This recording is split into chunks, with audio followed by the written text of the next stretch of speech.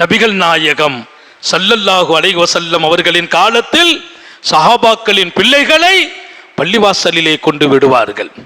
மஸ்ஜித் நபவியில் பெருமானாரோடு உட்கார வைப்பாங்க. பெருமானாருக்கு பின்னால தொலை சொல்லுவாங்க.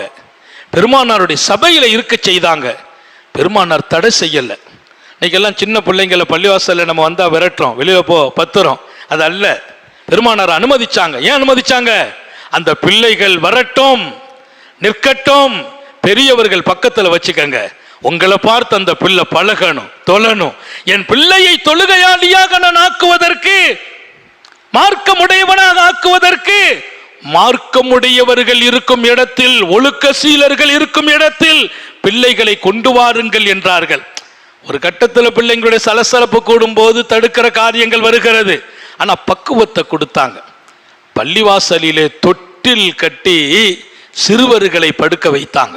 3 மாசம் 4 மாசம் 5 மாதம் அந்த குழந்தையை அந்த தாய்மார்கள் மஸ்ஜிதுக்கு கொண்டு வந்து மாநபியின் பள்ளிவாசலில் தொட்டில் கட்டி அந்த பிள்ளையை படுக்க வைத்தார்கள்.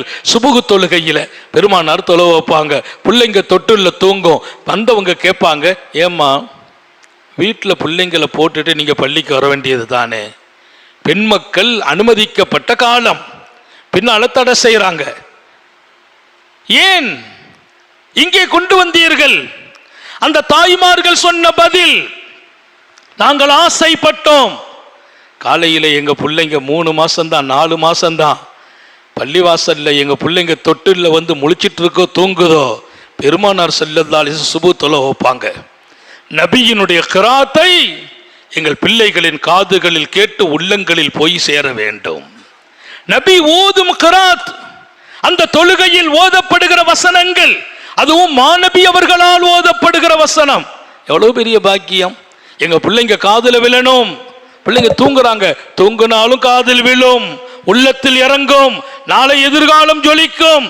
இன்றைக்கு மதீனாவின் அன்சாரிகளாக பின்னால் வாழ்ந்தவர்கள் யார்? இந்த குழந்தைகள்.